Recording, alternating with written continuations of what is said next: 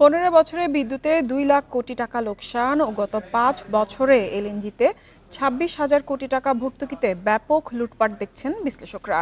তাদের মতে বিদ্যুৎ জ্বালানি খাতে দুর্নীতির মূল হোতা তৌফিক ইলাহি চৌধুরী।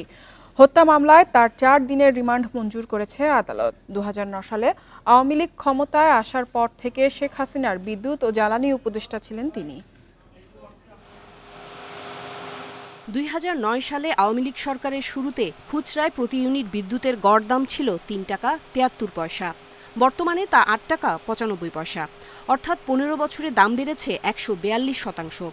2009 সালে গ্যাসের 2 চুলার মাসিক বিল ছিল 450 টাকা, এখন তা বেড়ে 1080 টাকা, অর্থাৎ 15 বছরে দাম বেড়েছে 140 ভাগ।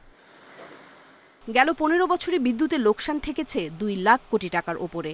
বিপরীতে সরকার ভর্তুকি দিয়েছে 1,37,000 কোটি টাকা। গত 5 বছরে এলএনজি আমদানিতে সরকারকে ভর্তুকি দিতে হয়েছে 26,000 কোটি টাকা।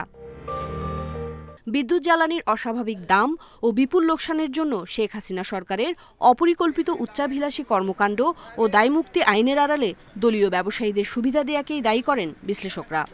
সরকারের মধ্যে যারা বসে আছে, ক্ষমতাটা সরকার নামক যে প্রতিষ্ঠানের হাতে আছে, সেখানে যেসব ব্যক্তিরা বসে আছে, সেটাকে এই ধরনের পরিস্থিতি বা ক্ষেত্র তৈরি করার কাজে তাদের ক্ষমতা তারা ব্যবহার করেছে। এইভাবে তারা পয়সা করি এইভাবে ডিস্ট্রিবিউট করে ভাগ-বাটোয়ারা করার একটা কাঠামোগত পদ্ধতি তৈরি করে তারা নিছে। এখন সেই পদ্ধতিটা ভাঙতে হবে।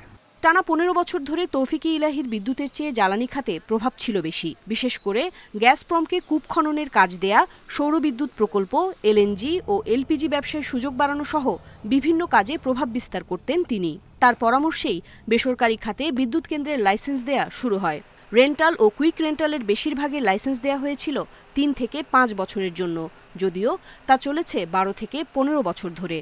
এসব কেন্দ্রের অনুমোদন থেকে নির্মাণের প্রতি ক্ষেত্রেই দুর্নীতির সঙ্গে তার জড়িত থাকার অভিযোগ। কাজগুলোকে আপনি যাকে খুশি তাকে দিয়েছেন, তার মানে আপনার মন মতো ইচ্ছা মাফিক পছন্দ মাফিক লোককে আপনি দিয়েছেন।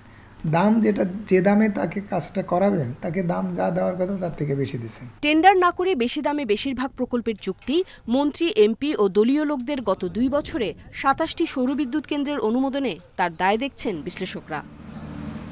বিদ্যুৎ ও জ্বালানি খাতে হাজার হাজার কোটি টাকা লুটপাটে অভিযুক্ত তৌফিক ইলাহি ছাত্র জনতার আন্দোলনে গুলিতে নিহত সুমন শিকদার হত্যা মামলার আসামি। উমনহার আজমি, ইন্ডিপেন্ডেন্ট নিউজ, ঢাকা।